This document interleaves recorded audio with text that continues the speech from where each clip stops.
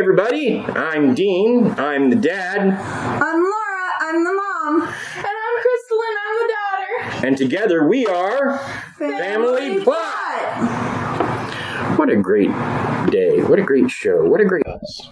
Yeah, we're doing a lot better. Yeah. We're trying. Can't complain at any rate. At any rate. What about 4.5%? Sorry, that was a George Carlin bit. All right, moving on. So, I'm sure you do, but do you remember what we are set to talk about today? Us?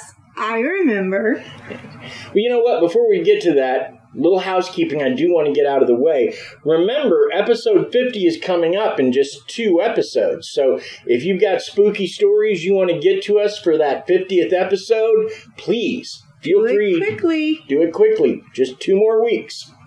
Now, that little bit of housekeeping out of the way. Look at my bottle. Enjoy. Sorry, kitty.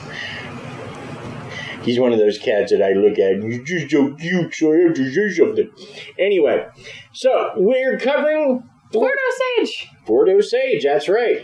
This is actually the first time we specifically went someplace prior to the episode to learn about it, and I'm glad we did. Yes, absolutely. It was the best idea I had in a minute. Yes, and I also want to acknowledge the fact that Laura did most of the research on this episode, which made sense. It does, because she knew more about it just from growing up here than I did, and I didn't even know it was an active fort.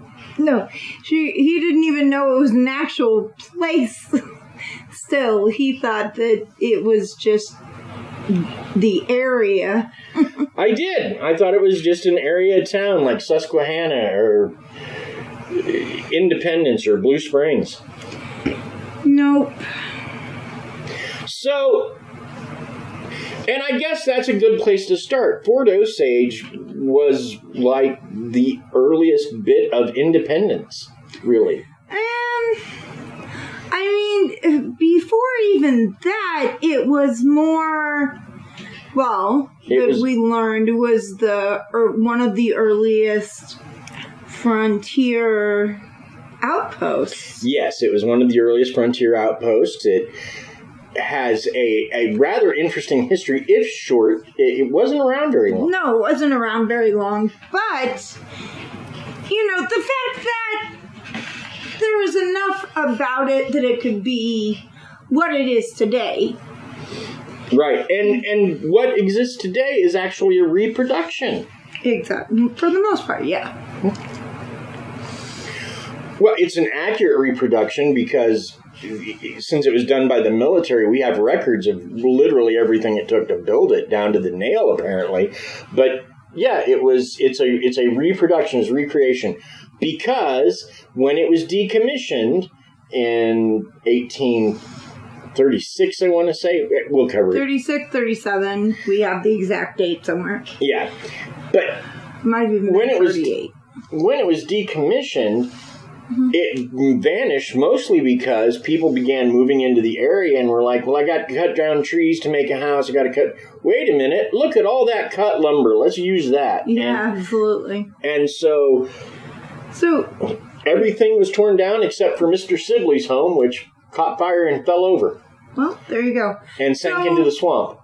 Another thing, as far as housekeeping goes, before we go any further, and before we move on to facts or anything else, I want to give a shout out to Tracy and Claude and was it Evie? I believe so. Something like that. All of the people that were so nice to us at the actual Jackson County Parks and Recs park that houses the education center and the fort, and actually has a sister site. Yeah, that was Evie. Of the Missouri Town 1855. If you are anywhere in the area, it is amazing.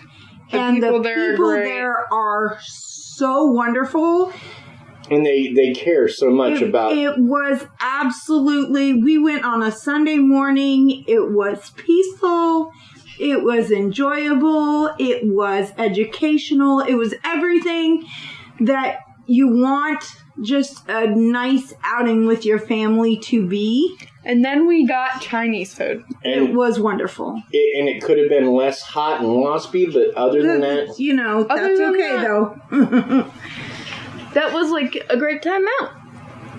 Alrighty. But as I said, Fort Osage really has an interesting history, and we'll get into all of it. But I just wanted to... What exists there now is really a reproduction, but a faithful one, or as faithful as it can be, because one of the cliffs had eroded, and so they couldn't make the military, the officers' quarters as big as it was, but I gather it's just a matter of a couple of feet. So, but it's a very accurate recreation. I would like to say that y'all, I am most of the way through summer school, so I hope y'all are proud of me. We are proud of you. Krysta, I'm proud of you all the time. I'm never not proud of you. Even when you forget to do your chore, even when you're in a bad mood, I'm still proud of my Krysta. Aww. So, now, speaking of, I was going to say, before we get too much into the deets on this week's episode, I think it's time for Krysta to do some of that fact fire. So, cue the drums, play the sting.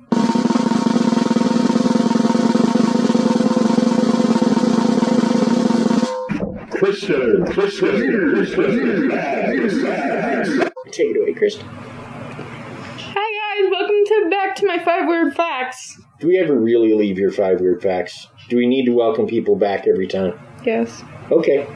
I would like that to be my opening. Thank you very much. She has a process, Dad. We're gonna let her roll with it. She can have some. I have a process. She can have as much of a process as she wants. All right, so are we ready to start this? Yeah, start this. Okay, so today's 5 weird facts come from HuffPost by Peter Bosshard. I like HuffPost. All right, Huffington Post isn't bad. And today we are, if you want to know the title, it is 30 Things You Didn't Know About Rivers, so... Which is appropriate because part of the reason that they placed the Fort Osage where they did was due to the fact that it was right on the Missouri River. Right. So let's get straight into it, shall we? Absolutely. Number one. Rivers are some of the most diverse ecosystems on the planet. Rivers and sea lakes. Oh my god. What? I just said sea lakes. Rivers and lakes sustain more fish species than the sea, even though they contain 600 times less water. Wow. That's impressive. So things living in the river are living pretty crowded. Well, you know. I suppose so. Number 2.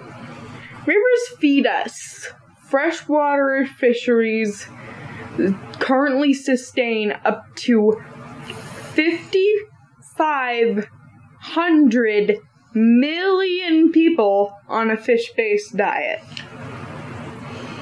Are we on fish-based diets? No. I didn't think so. Okay. I was going to say, about the only fish I have are fish and chips. Yes. Those are tasty. Indeed. Number 3. Rivers are the cradles of our civilizations. Our most ancient cultures sprang up along rivers, such as the Tigris and Euphrates, the Nile and Indus, and the Yellow. Yep. Are you sure that was fact number 3? That is fact number 3. I thought did we skip 2? No, that was rivers feed us fresh water. Oh, that's right. Okay. Yep. All right. I'm sorry. I got confused. I was all confused. We heard. Okay. You all are confused like me. I am so confused. Number 4. Dams have fragmented 2/3 of the world's great rivers. They store about 7,000 cubic kilometers, or 1/6 of the water flowing in rivers. That's a lot of water. I don't know if it's as much as that's in Lake Baikal, but it's a lot of water. It is, and he's still a little obsessed with Lake Baikal. Just saying. Number 5. Rivers shape our planet and have created some of the most beautiful landscapes. Think of the Grand Canyon. I'm gonna butcher this. You guys too? Sounds like I said Pikachu, just like I thought you sneezed. Pikachu?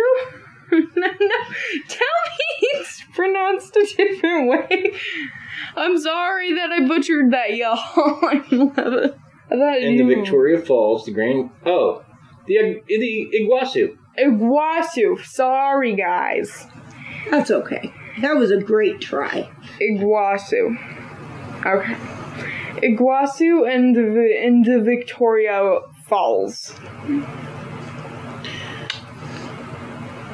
Okay, so since we did +1 edition last week, we're not doing it again today. Sorry, guys. Aw, I'm so sad. Well, I guess it's time to talk about Fort Osage. Now, really, Fort Osage owes its existence to Lewis and Clark. What we know about the area where it was established is first referred to by Meriwether Lewis in June of 1804. Later, it was written directly opposite on the south is a high commanding position, more than 70 feet above the high water mark and overlooking the river, which is here, but of little width. This spot has many advantages for a fort and a trading house with the Indians. And that was in 1804. In 1808, William Clark led a team of Dragoons, which Dragoons were the closest thing they really had to special forces back in the day. They had received extra training and the best equipment. Now, the best equipment in 1808 was the really sharp sticks. Well, I was going to say, it's a bit of a misnomer because it was the best equipment they could get their hands on at that time. And they were still working on, like, a lot of old backstock at the time. So, yeah, people weren't, like, happy with it. But the Dragoons were the best soldiers you were going to find as far as fierceness in battle. So Clark showed up with a team of them in 1808, and they began to clear the land for what would become Fort Osage.